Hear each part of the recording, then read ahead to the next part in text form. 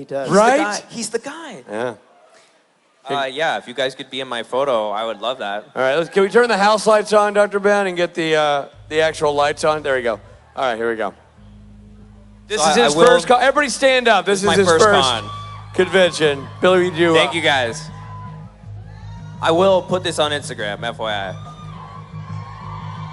Let me know.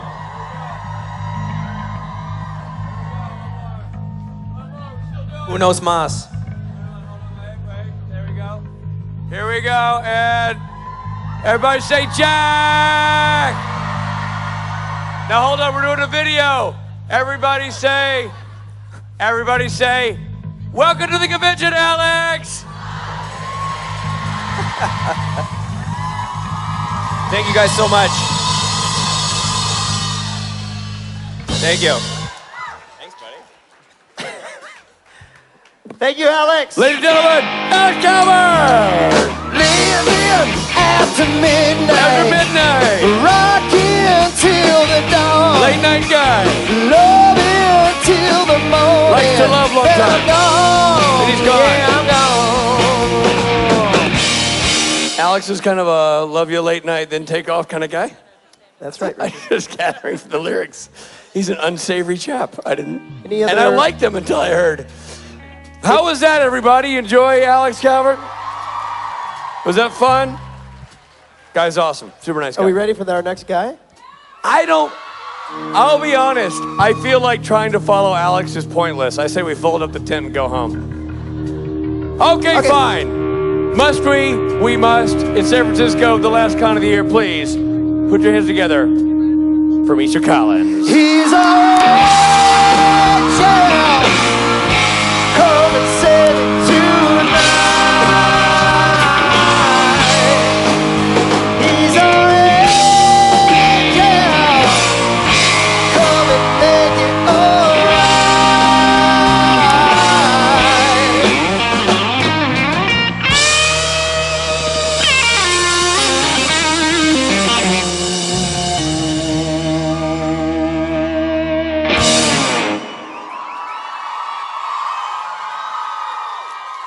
Security, there's a young man brandishing a knife right up here in the front, so just get him out of here.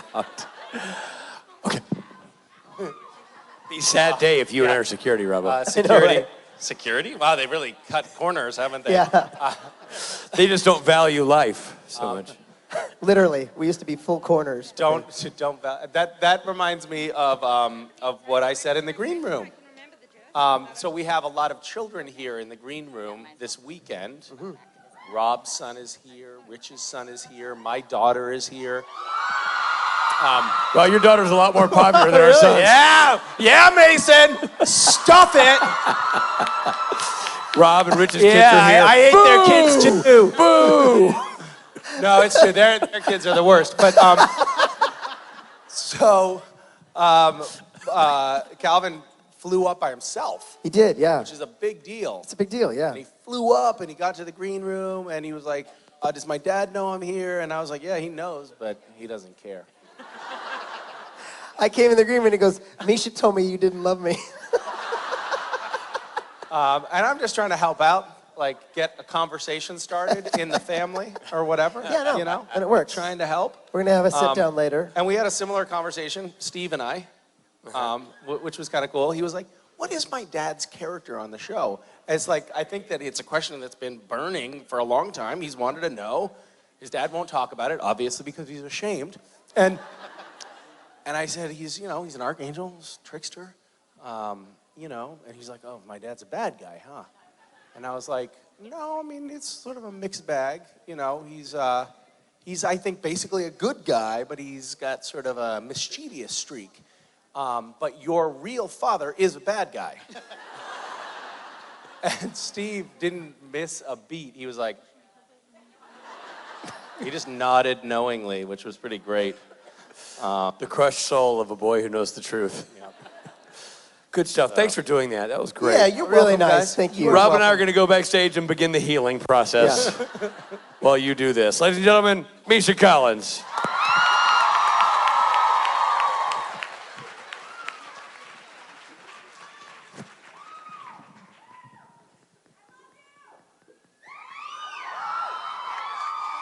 Are you talking to them or to me? Me. Okay, good. That wasn't for you guys. So my daughter is here.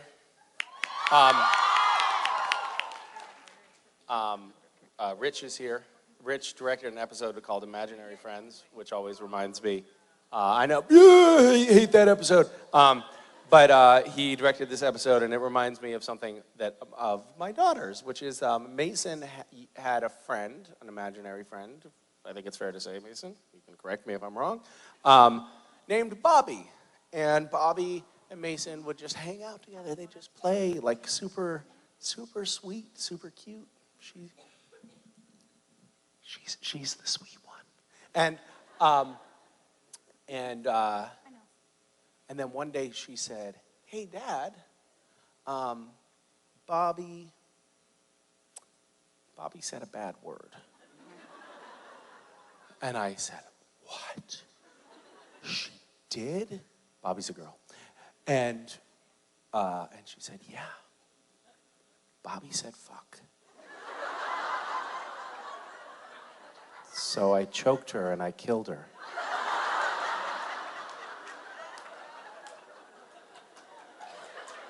And if that's not an indication that a child is being raised right, I don't know what is.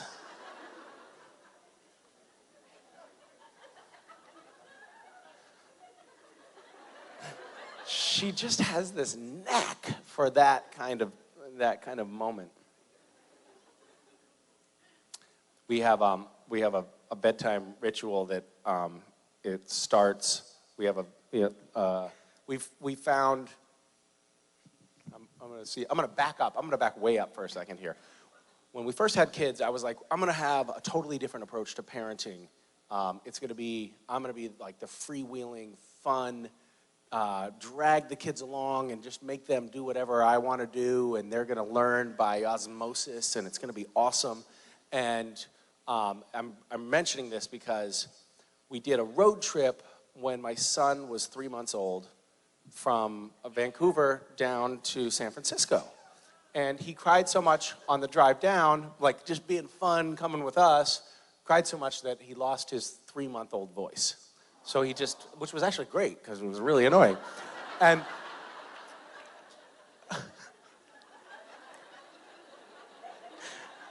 then we got to San Francisco, and I was like, it was like getting close to Christmas. Let's go out and have some fun. Some friends were like, yeah, there's this rave in a warehouse downtown. You guys want to go? And I was like, of course we want to go. Why would we not want to go to a rave late in the wee hours of the morning? And so I brought West in a baby, like Bjorn, and I had my hands over his ears because I had heard that a child exposed to loud noises can go deaf. So I was like squeezing his head as he cried, uselessly because his voice was shot, and it was like, and I'm squeezing his head, and I had this moment where I was like, okay, maybe I do have to change my approach to parenting just a little bit. Maybe I have to adapt a tiny bit. So that was a big breakthrough moment, like realizing that you have to a little bit adjust your routine to accommodate these new young people who, Mason, come in and ruin everything. And so now we have a bedtime ritual, which is different from what we had when we were single adults. The bedtime ritual starts at around 2 o'clock in the afternoon. And there are all of these steps to it that involve teeth brushing and flossing and last snack and last drink and negotiation about each step along the way. And then books, and in bed, we read books in bed. And there's this like little snuggling time in bed, which I've come to quite like. And we were snuggling in bed, and I said, I want you guys to stay my little kids forever, never grow up. And Mason said, no, we are going to grow up, Dad. And I said, no, I want you to stay my little kids forever and ever and never grow up. And she said, no, we are going to grow up, Dad. I said, no, I want you to stay my little kids forever and ever and never grow up. And she said, we are going to grow up, Dad, and we're going to get old and we're going to die.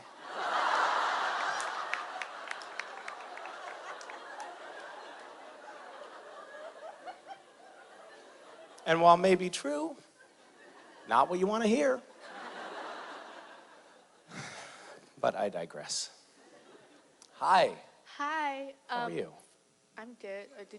Wait, what did you ask me? I'm so... It's an ordinary, just filler. It was filler. Don't even worry about it. Just plow right through. Yeah. First of all, I want to say that you, deserve the world. You're so precious. And Oh my God. Holy smokes. You hear that, Mason?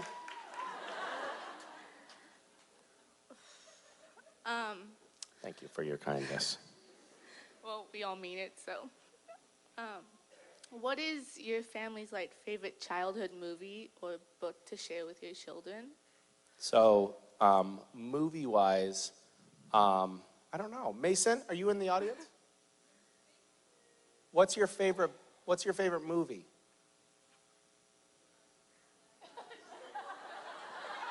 She left? That bitch. All right, now the gloves come off. Now we can be honest about this fucking family.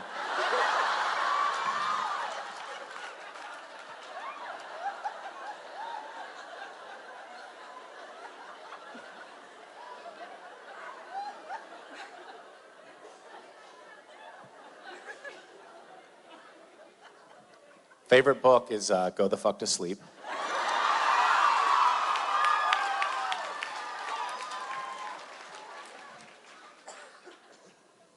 And then movies are tricky, man. They are tough, really hard, because my children find everything paralytically terrifying. So, for instance, we went to a children's screening of Frozen, where they keep the lights up, they turn the sound down. Did you know that that even existed? I didn't know that existed. I was like, who wants to watch a movie under these circumstances? I can tell you, not my children, because it was too scary. We made it 3 minutes into the movie before they started crying, and so we had to leave. I try to make them watch as much Supernatural as possible. Come here, kids, come here. I want you to see Dad kill somebody. I just think that's good for them to see me doing that.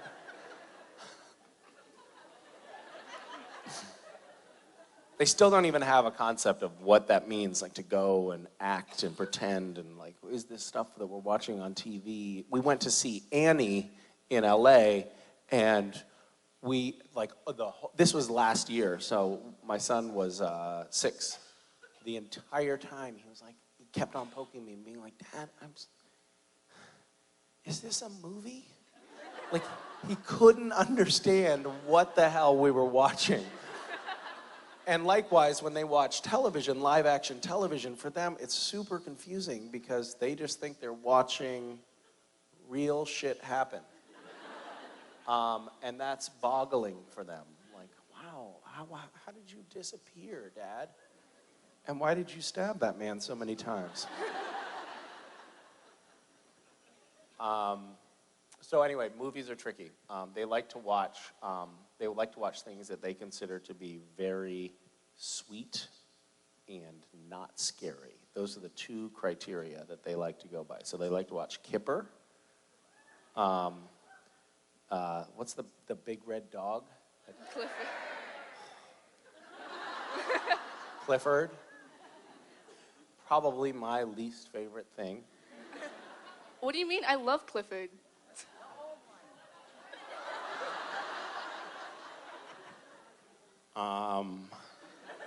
We got off to such a good start. Okay, good talk. I love you. Hi. Hi, Misha. It's Dean. Hi, how are you? I am good. I just wanted to tell you, it's no surprise that you are so awesome and everything you do with random acts. And... Well, thank you. Random Acts is, I feel like, really kicking butt these days. Yeah, without Rachel them... Miner is now our director. Yeah. And I feel constantly guilty by the incredible workload that she has, but she's facing it really well and doing a great job. And I think She's we have awesome. good stuff coming down the pipe. So, yeah. Yeah, I got certified last month for I'm Alive. Oh, awesome. But I just wanted to ask, what are some future plans that you have for Random Acts or any activism that you have?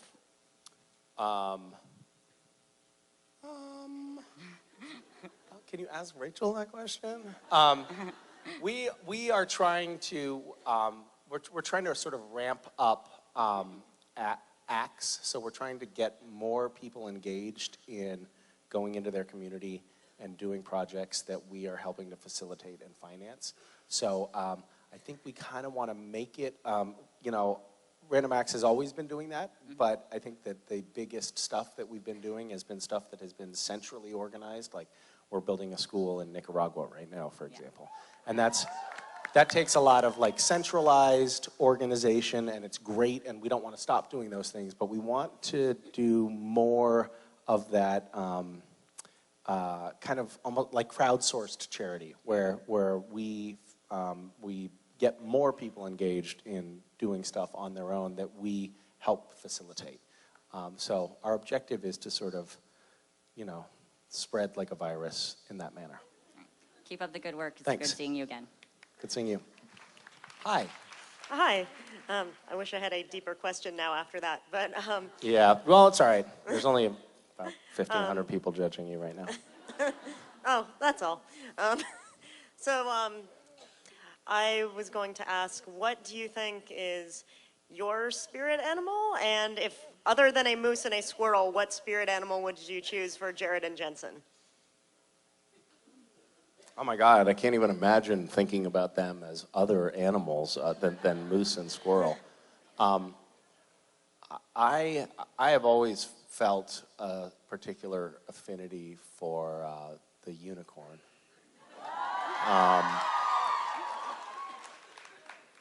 So that's sort of my spirit animal. And then Jared and Jensen, I guess you could probably like just go by their physicality a little bit and find animals based on that. Like Jared is, I think we can all agree, kind of like a snake, and Jensen just, you know, just the way he carries himself. I often think of a naked mole rat when it just pops into my head, unbidden. Thank you. Yeah, thank you. Hi. Hi, I'm Violeta, and I just wanted to know what you think one of your most defining moments in life was, or that has shaped you into the amazing person you are today. Other than that moment when I was crushing my son's skull at a rave. You know, it's funny. That's a question that, for some reason, my wife and I ruminate on from time to time, which is what are the most important life experiences that you've had? Like, what are your top 5 most transformative experiences that you've had in life? And there are a few that sort of consistently come to mind. One for me was going to Burning Man. It was totally awesome. People should go to Burning Man if they don't. Another was learning to meditate. I know that's not a terribly sexy answer, but it's definitely true. Like, I think that was a lifeline for me, and definitely has informed my approach to life for the last couple of decades in a big way. I don't think I would be up on this stage right now, or I don't think I would have continued with my career as an actor if I hadn't started meditating, because it enabled me to allow myself to enjoy the process and stop obsessing about the product. Like, it enabled me to enjoy going on auditions even if I didn't get the part. And because I'm not talented, I almost never did get the part. So it was nice. It was really nice to find a way to just enjoy the experience and kind of be in the present. And meditating really helped facilitate that for me. So that's probably the most important thing for me. Yeah. Thank you. Yeah. And by the way, if you want to do a lot of meditating, I recommend having small children, because it's just like those two things go together so well. I was like, I'm going to meditate, and the kids were like, okay, we are too. But they have a different approach, it turns out, to meditating, which involves climbing all over me as if I'm a climbing structure while I'm trying to meditate, which is very frustrating. Hi. Hi. I got this question off of an Instagram post. It said that if Supernatural ended at season 5, you would admit that, or Kaz would admit that he was God. Did you know about it at all, in the script, or did any of the crew tell you about it? I love the idea that one of the grips is going to be like, hey dude, just so you know, you're a god. I'm like, thanks, man. What are you talking about? Well, it said at the finale of season 5, when you come back, you would kind of tell, Jensen would be like, Kaz, are you God? And you'd kind of probably admit it to him, saying yes, I am God. But seeing that Supernatural didn't end at season 5, did any of the crew tell you that, or it was in the script, or was it planned at all?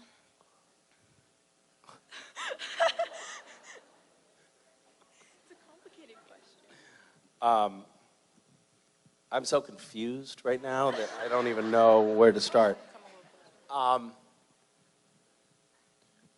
you said Jensen, not Dean, right? Well, Dean, kind of. Jensen, though, it sounds like, yeah. thinks I'm a god. Well, I just wanted to make sure we're on the same page. Because I pick up on that vibe a lot, but it's the first time I've heard a third party confirm it.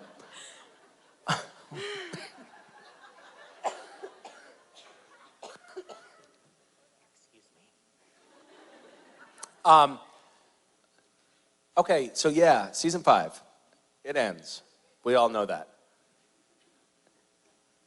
What about me being God? No, it's just at the finale, you would admit that you were God, because you once you die and come back, Dean would say. Then I can be honest about the fact that I'm God at that point. It would just be Dean would say, "Oh, Kaz, are you God?" And you would kind of admit that yes, you are God, if that was the ending for the season 5 finale. But wasn't that okay? Uh-huh. But did you know that Look, at all? I don't want to step on your toes here because I haven't really seen the show, but wasn't Chuck God in season 5? Are you, I'm sorry, are you confusing me with Rob Benedict? No, no, I'm not. It's just from an Instagram post, it said at this finale of season 5, you would Kaz would admit that he was God as a finale ending, and Okay, great, I love it. So it was on Instagram, was what you're saying? Yeah, it was from an Instagram person. So it seems like it's probably legit.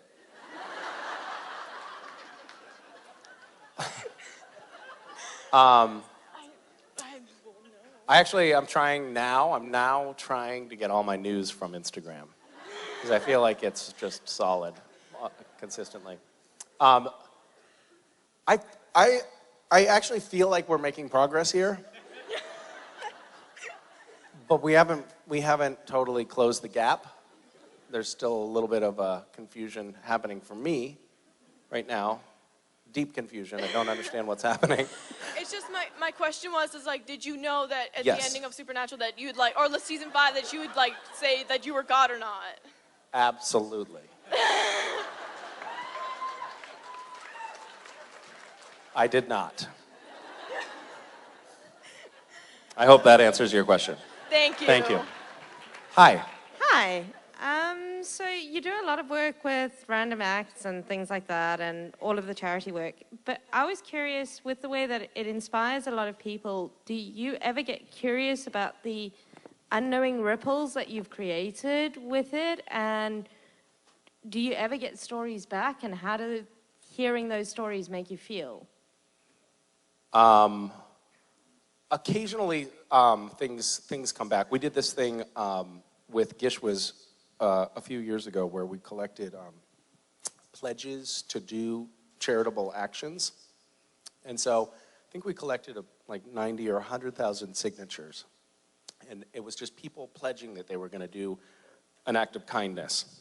And it was very nebulously defined, you know. It was up to people to figure out what that meant. And someone conveyed this story to me. They were in a parking lot of a Target, and there was like this big mob around the entrance to the Target. And they were like, what's going on here? And a guy said, well, my daughter did this scavenger hunt, and I signed this thing that said I'd do an act of kindness. So a local family, there's a single mother who has no money, and we as a community are buying all of their school supplies and school clothes for the year for this family. And I was like, that is awesome.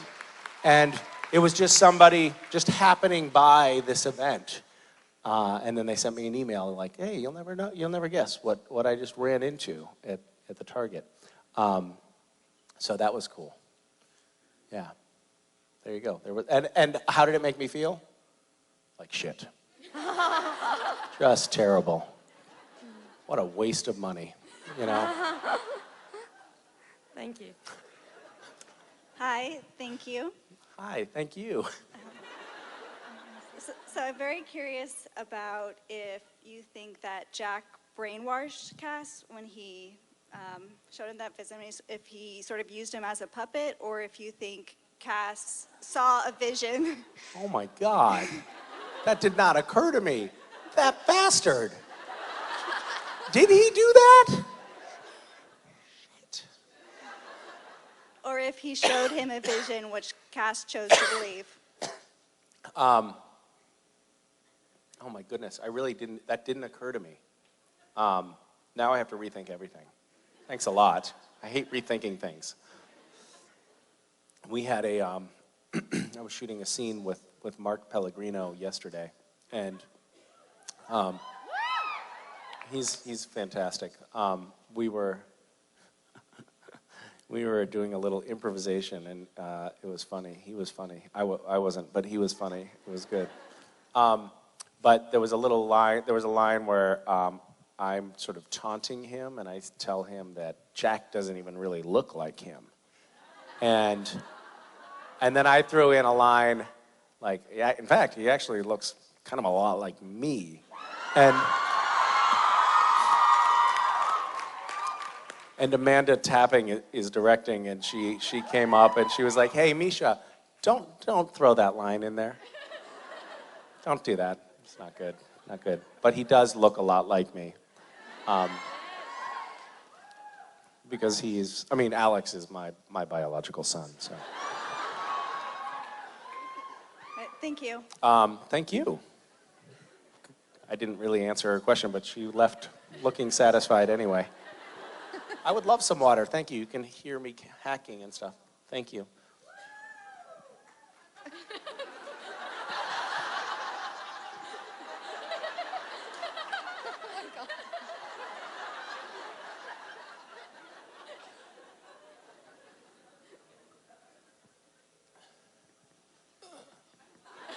Hi. Hello. So I was wondering. That's right. You can just shove that mic right in her face. Right in my just face. don't be shy. Just choke her out with it. She's like, oh. Man, you are really handling that mic seriously. I like it. It's quite a show.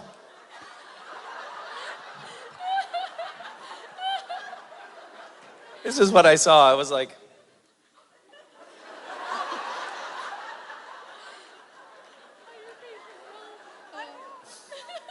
too far? Maybe a little bit. Can I hold it myself? No? Okay. I love that. Wait, so you're not allowed to hold your own mic? No. Why not? Is it because you'll do disgusting things with it? Where does that rule come from? What happened to cause that? Like, I want to replay the scene where they made that rule. Like, all right, that's it. They're not allowed to touch the mics anymore. What the fuck happened?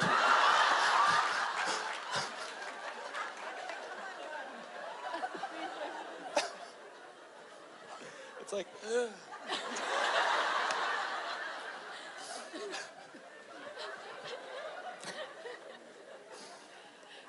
Okay. Mason, are you here, honey?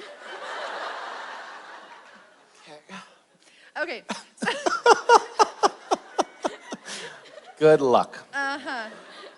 Okay, so we've all seen you do your cooking with Wes and all that a while ago. You haven't done it for a Blah, while. blah, but blah, yeah. Yeah. So I'm wondering what your worst kitchen disaster is. Like, did you make something that Vicky was like, throw it in the trash for having pizza? I mean, have you, what is the worst Have I personally done I know, we know you like to cook. kitchen I don't- fiascos? Yeah, what's the worst one that happened? Like smoke alarms or, what's Well, I deep fried a turkey at Thanksgiving just now, and that thing came out so I didn't have a thermometer. You're supposed to know like what the temperature of the oil is. And I was like, I don't have a thermometer, but I can just tell because I know. I can sort of vibe out the temperature of that oil. And this thing came out just like burnt to the core in a way that I didn't know you could burn a whole 18-pound turkey. And the cool thing about it was, I was like, hey guys, I'll bring the turkey to Thanksgiving. And so everybody, like there was a neighborhood Thanksgiving, and I brought this just like dry, incredibly lightweight. It was just like this, like it went from 18 pounds to 2 pounds. Even the bones were just like powder. So that was great. I have a tendency to do like over-ambitious cooking things. Like, hey, why don't the 15 of you come over for dinner and I'll make, handmade ravioli.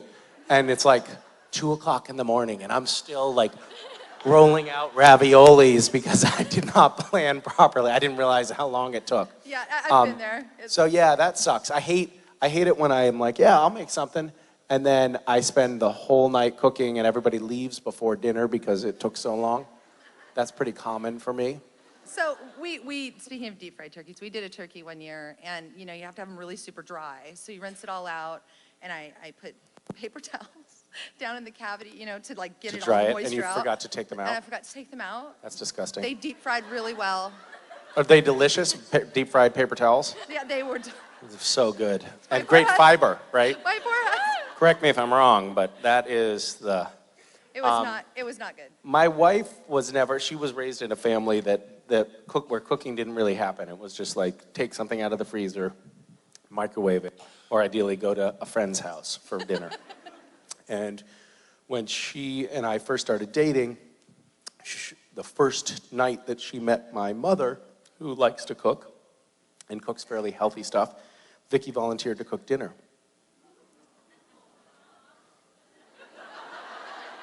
And for some reason, she decided to put all of the white things in the refrigerator into one dish. Oh. So it was macaroni and cream cheese and sour cream and butter. Wow. And it was just this vile, pasty, starchy, fatty glob. That was completely inedible, for sure. And it really set that relationship between the two of them off on the wrong foot. It was at that moment that my mother decided she hated her. It's true. No, it was super gross. So that's something to reflect on, I suppose. Yeah, I mean, I've made some gross things. I think I've also made some unhealthy things. Like I'll be like, oh, it's fine, it's fine. Don't worry about it. I was raised, my mom,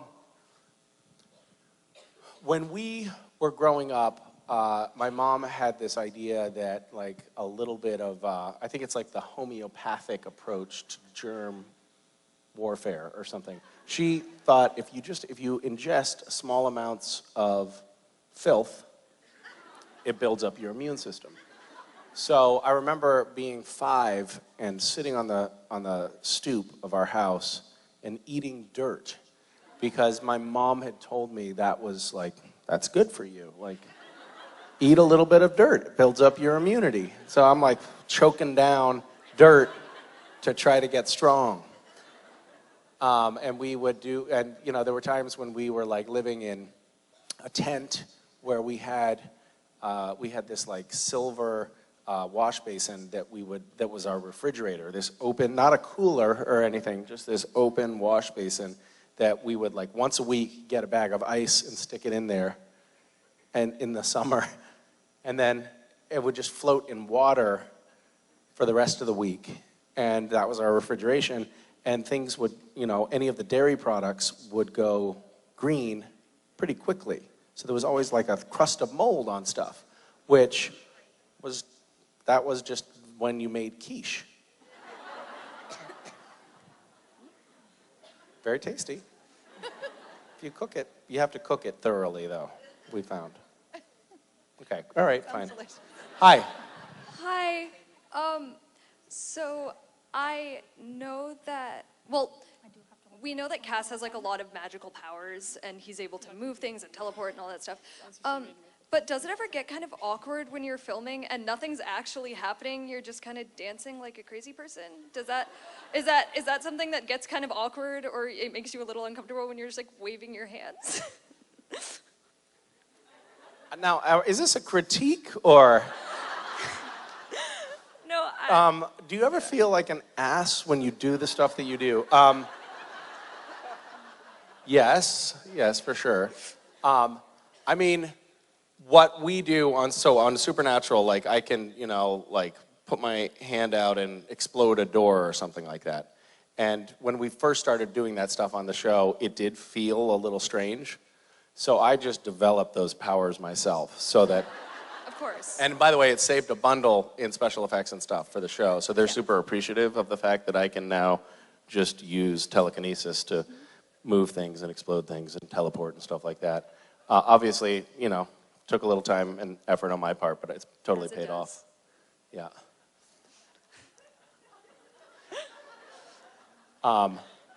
We used to do this thing, it's like when we were doing teleporting moments, it was always like in a single camera move, so it would be like the camera would be here, and then the camera would go there, and then it would go back there, and there he is! And I would have to like sneak out from behind something or something like that.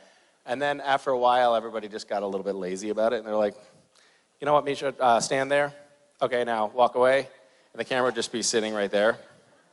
And I'd just move, and then be in the shot, and they'd just edit it. So it's just like, up here's-y. Much easier. Yeah. Yeah. Okay, thank you. Yeah, good talk. Thank you so much for that thoughtful critique. Hi. Hi, Misha. It's lovely to see you again. Lovely to see you. And you should wear that color more often. It looks very nice on you. Oh, thank you. Okay, so now it's time to get real. All right, let's do it. Okay, so I've been wanting to ask this question since the season 12 finale. So when you did your first read-through of the season 12 final, I was wondering if you found Castiel to be acting out of character, as well as a lot of people in the fandom did. And do you think that that has to do with the connection Jack and Castiel have? And will we see that develop more this season?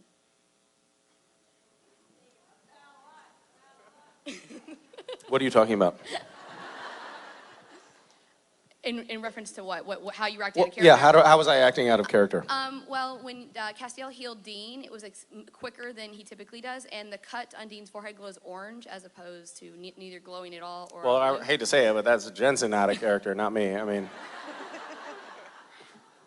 He also didn't try to hide the rip in time and space very well. He kind of just let them walk to the back of the house and just let them discover that on their own. And then also, when the plan was made, I found it very odd that Cass would run charging at Lucifer with a non-Archangel blade, which is the only thing that can kill them, and then leave the blade in Lucifer and come back through the portal.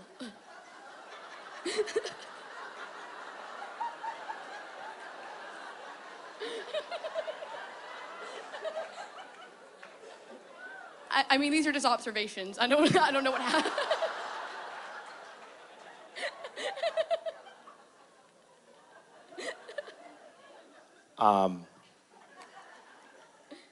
So you're saying more out of character. You're saying, why was my character so stupid?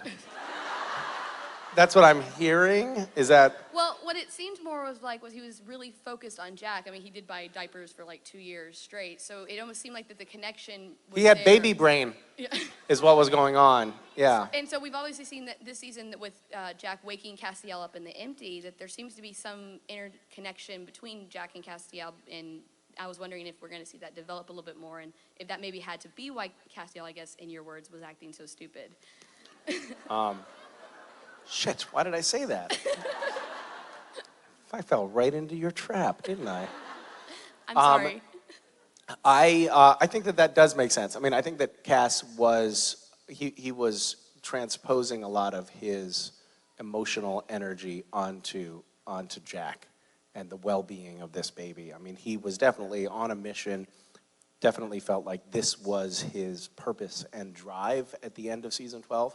And that, for sure, that connection between the two of them still exists. And we will see that further developed as the season unfurls. Well, thank you so much, and sorry for the complicated question. That's all right. That's all right. I'll get over it. Thank you. Hi. Hi. I was just wondering what would you expect from a future interaction with Cass and Billy, since there was a little bit of drama in the last season? Yeah, things didn't end that well, did they? Nope. The whole cosmic consequences business and all that, and then, yeah. And then they killed her. I think I'm just going to go out on a limb here and say there might be a bit of tension in that relationship. Yeah. Why do you ask?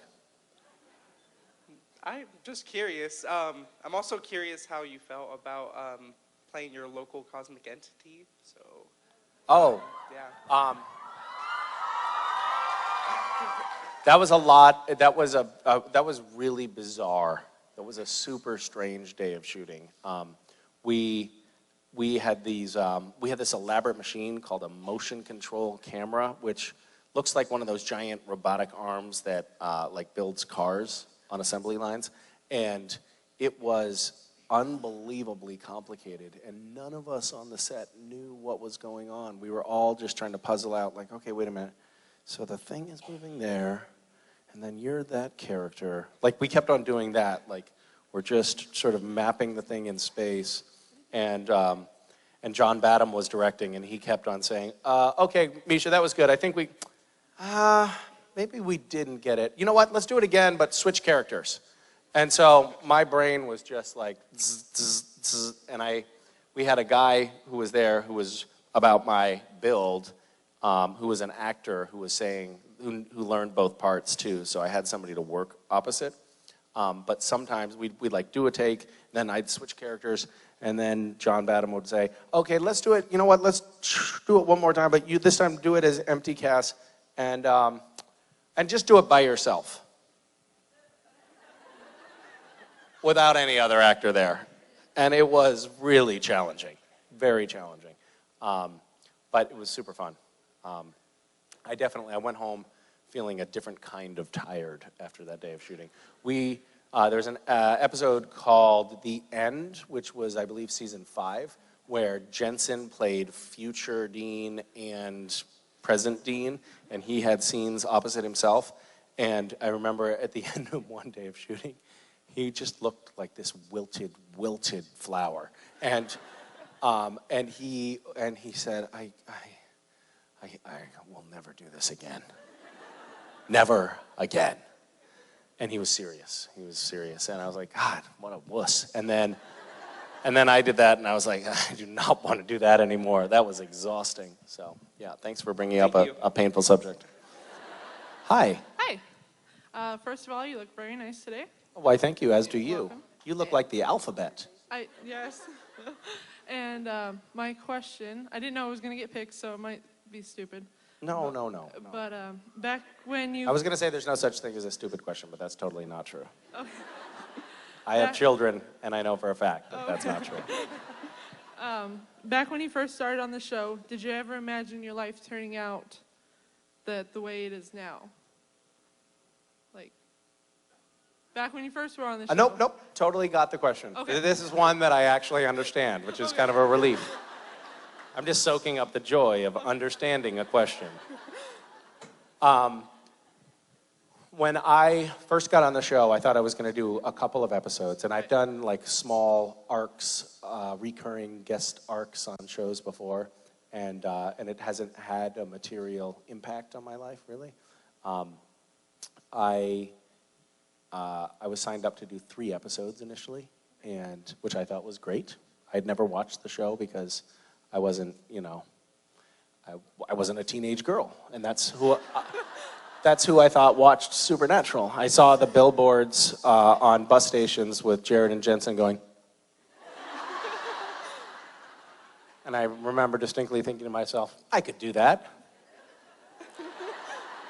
But I had never watched the show, and then I got on the show, and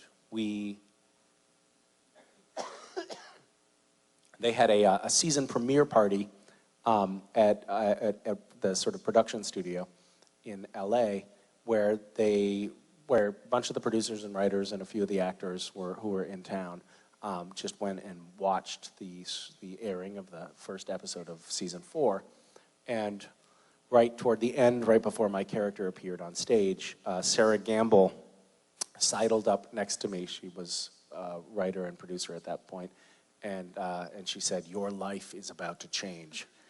And I turned my head and I looked at her like, what the fuck are you talking about? What? You are so full of yourself, I thought. How could a 3-episode arc on a show for teenage girls change my life? And it has dramatically changed my life. She was right. I was wrong. It has, no, I'm not going to tell her that she was right, obviously. I'm better than that. But it's been totally remarkable. I mean, what a strange, surreal experience it feels like every time I get up on stage and come to one of these events. I mean, the fact that there are so many people that turn out to kind of come celebrate this strange cult show that has been on the air since you were a child. It's a remarkable thing to be a part of, and it feels, I feel very grateful for it. This is not something that happens. Yeah. And I feel really lucky that this particular community seems to be brought together by this show. It's a group of people who seem particularly engaged and creative and compassionate, and it feels like we've been able to do a lot of really awesome charitable stuff together. It seems like it's a community of people that kind of take care of each other and serve as a surrogate family. I mean, I know the show itself is really largely about family, but the community that has naturally evolved around it also has really strong elements of family built into it as well. It's totally unique and quite remarkable. And the moment that I said the first couple of lines on the show, I knew that this was going to happen exactly like this. To answer your question, yeah. Well, thank you very much. We love you. Thanks for having me. Hi. Hi. It's always fascinated me, the idea that there's a different director for almost every episode of TV shows. Like, it's just crazy to me for all these different minds to be helming a show.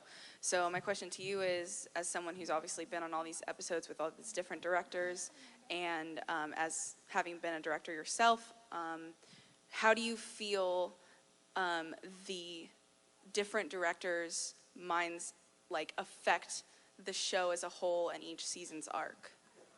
So the way it works in television is a director has a week of prep, which is basically almost a full episode of prep. So while another director is shooting, say, episode 4, the next director who's going to be directing episode 5 spends most of episode 4's shooting schedule prepping episode 5. Does that make sense? And then they shoot episode 5, and then they have about 4 days of post-production, like editing and whatnot, that happens after shooting. So that's why we can't have one director directing everything, because a director would have to be prepping and shooting and doing post all at the same time, and that's not possible. And it's, especially on a show like ours that has been around for so long, that has such an incredibly seasoned crew, our camera operators, our DPs, they're real geniuses, and they really, really know how the story of Supernatural is told. They understand the vocabulary of the show. So if we did not have a director for a given episode, it would still get shot. I really think that's true. Like, I think we could all just sort of band together and make it happen because everybody does their job so well. So there's a certain sort of like baseline that happens on the show that is really consistent. You know you're going to get a certain baseline out of the show. But the nice thing about bringing different directors in on each episode is different directors bring sort of different nuance, interpretation, and they have their own sort of flair. Different directors like to do different kinds of shots and things like that. So it gives it a little bit of texture from episode to episode so that it doesn't all feel the same, which actually ends up, I think, being a good thing. And I think in general that's true for television. You have, episodes have just a little bit of a different flavor from one to the next because there's different writers typically and there's different directors. And that, I think that actually serves the process. But television is, I think, even more than film, a very collaborative process. And the director, while in charge on set, is actually sort of beholden to this beast that has a lot of its own inertia. And no one director can take things too far off the rails. So, yeah, I don't know. It's an interesting process.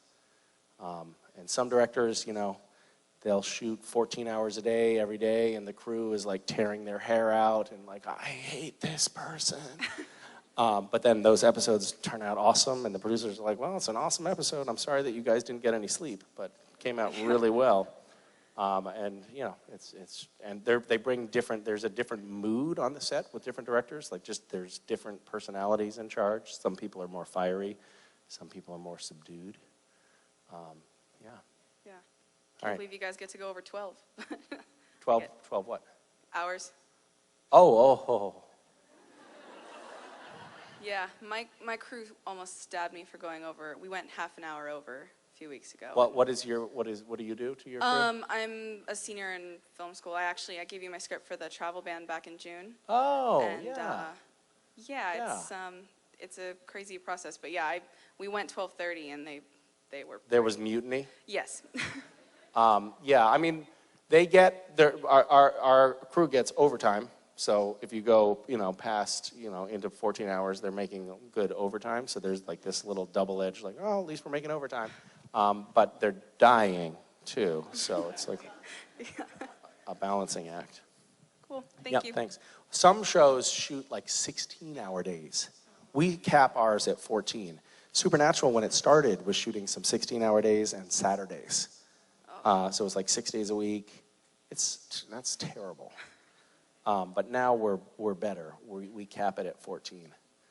But there's also lunch and the commute, so then you end up having, not a ton of time for bathing. Yeah. Hi. Hi, Misha. My question is, how has Supernatural affected your life, and do you have any advice for people who want to become actors? Well, it has affected my life a lot. I now am afraid of a lot more things than I was 10 years ago, so that's good. I didn't even know about some of the monsters that I now know about, and so I have a lot more things to fear in life, which is good. How old are you? I'm turning 14 in December. Oh my goodness. Oh man, so it's sort of the best years of your life are over, huh? That's too bad. Do you feel like you kind of missed an opportunity to be a standout, precocious person? Yes. Yeah, I know that feeling. I remember when I turned 15, I was like, that sucks. Because I thought I was gonna like do something by the time I was 15 that like made me really stand out. And if you do something after you're 15, it's not impressive anymore. So you're thinking about being an actor, huh? Yeah. Do you watch Supernatural? Yeah, of course. How long have you watched Supernatural for? For about a year. Okay, that's good. So your brain was largely formed before you started watching it. So you've seen Supernatural, and you know that you can have a career in acting without knowing how to act.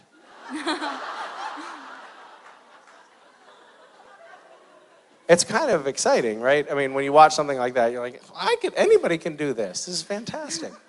I remember, and please don't take this the wrong way, Keanu, but I remember watching, this is not a joke, I remember watching Speed. You know that movie? What do you do? What do you do? And I watched Speed, this movie with Keanu Reeves, and it was a turning point for me. I was like, I am definitely going to be an actor, because this looks like a cakewalk. Anyway, glad that we can be of some inspiration to you in that department. Yeah, I think that you just have to, I was a little bit talking about it in the beginning of this conversation when I was talking about meditating and like figuring out how to just enjoy just doing it, just have fun with it. If you're having fun, you're gonna be fine. If you enjoy the process, you're gonna do great. If you're always worried about whether you're gonna get a job or whether people like you or about the people that... Hello? Are they cutting me off? Misha, you're getting way too boring. Then I think you'll do really well. That's sort of like a life philosophy that I really hold to. Like if you do something and you keep at it and you really enjoy it, then you're gonna be fine. Thank you. Yeah. Even if you never actually get a job, you'll still have a good life because you'll be happy. Yeah, so good luck. Good luck. I mean, and don't worry, you're not like totally washed up. I mean, you could maybe still do something cool even though you're almost 14.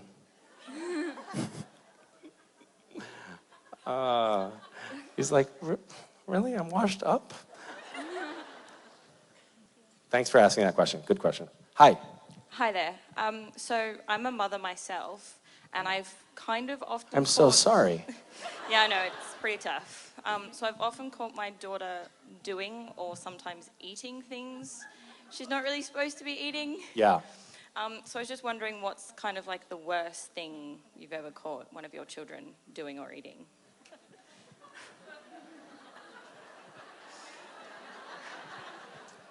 There are some things that I feel like would be a violation of my children's privacy if I conveyed to you right now.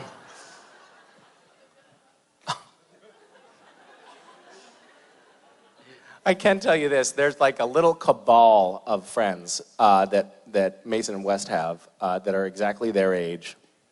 And every once in a while, the kids will be like, hey, grown-ups, we're just going to do a kids-only thing in the other room, so just don't come in, okay? Just say it's just a no big thing, but it's just a kids-only thing. Unfortunately, you're not invited, you're not kids. So we're gonna be over here, and we're gonna shut the door. And that is pretty much a guarantee that if you peek open the door and take a look at what's going inside, that you will be horrified by what you see. Yes, I can very much agree with that. Yeah. Like, really, I don't know where they get these ideas. And then, this has happened a few times, and then, the parents will all be in the kitchen like, okay, what do we do? Like, we don't want to storm in there and shame them. We definitely don't want them to do what they're doing right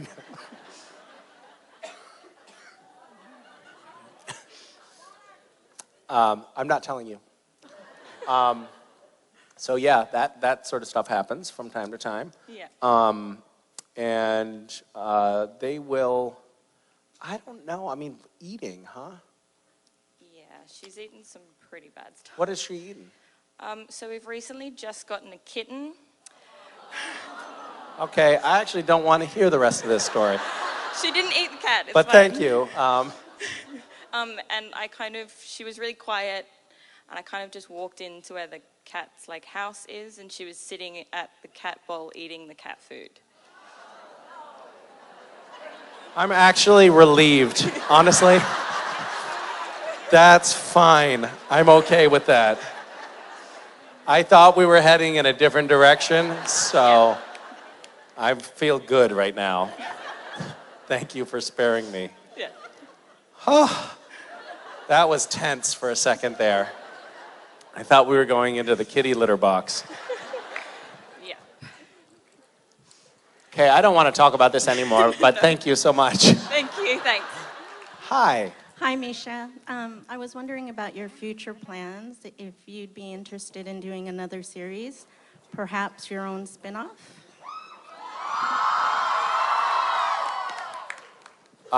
Sort of like a Dancing with Stars kind of thing. Is that what you mean? Dancing with Cass. I like it. I'd watch anything you'd do. I'm a fan. Whoa. I could certainly put that to the test. It's the new spin-off series of Cass sleeping. 1 hour a day on the CW, prime time, just Cass sleeping. It writes itself. The ratings would be a smash. Yeah.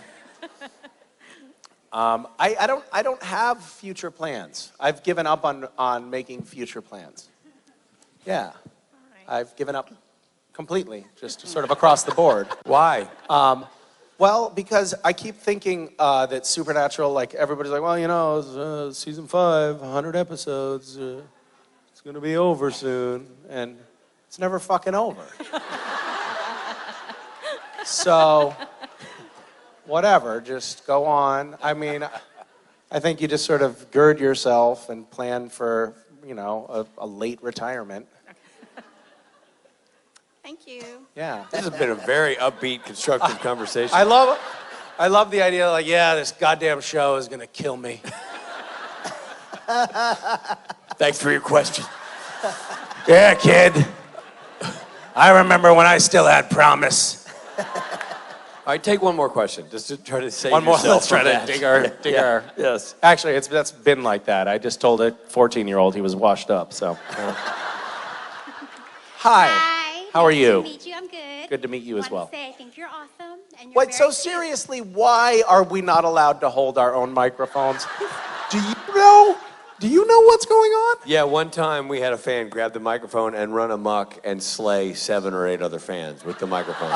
Bludgeoning them. It was before we could apprehend her and remove the microphone. The microphone stand incident. Yeah, it was awful. You remember Mike Gate, we called it. Mike Gate.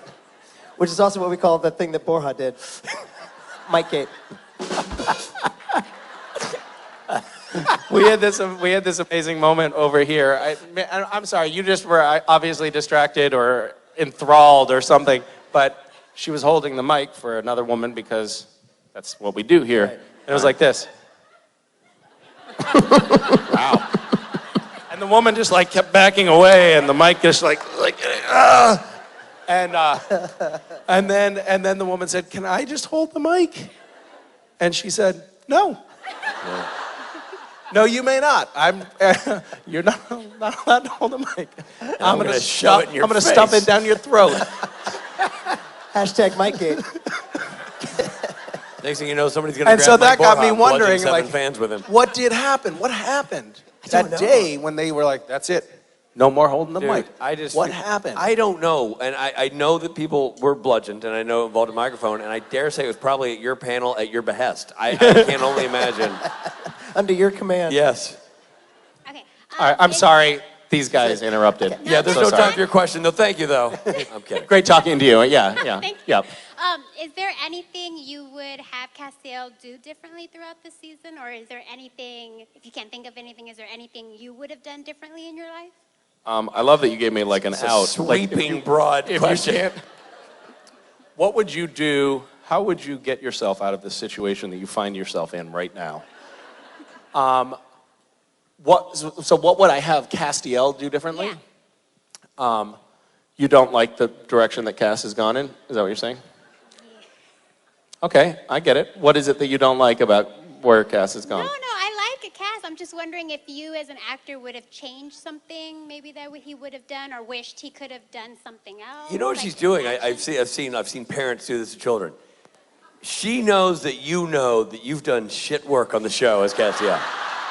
And she's giving you the opportunity now to apologize to the public and to right the problem, to start anew, if you will. Yeah, I suppose I would love to potentially go back and have Cass be at all cool. I guess if I had a chance to go back and redo things, I would make him cool and maybe a little studly instead of the way he is. He's fine the way he is. He's fine. Yeah, he's fine the way he is. And then I think I would apply that same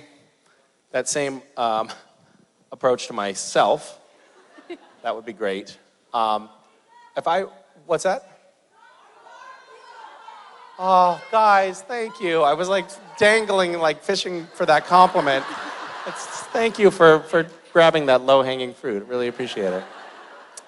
And by the way, nothing is cooler than people saying, "Oh, no, you are cool." You know that you're genuinely cool if you're hearing that. You're cool enough. If you have to throw out the fishing line to 2,000 adoring fans in hopes that 4 will go, "No, you're not a turd."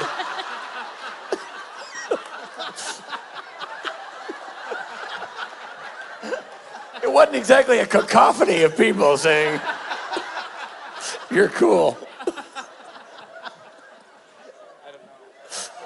Hey, man, thanks so much for suggesting we take that extra question. I really appreciate that.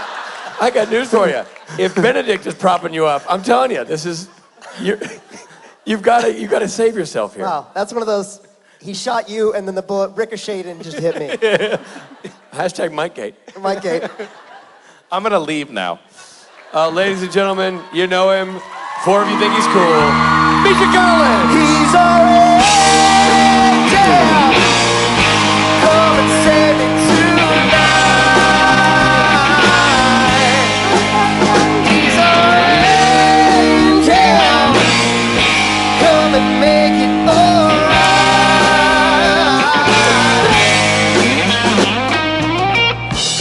Listen, Robbie, while they're stampeding for the exits, let's make it abundantly clear.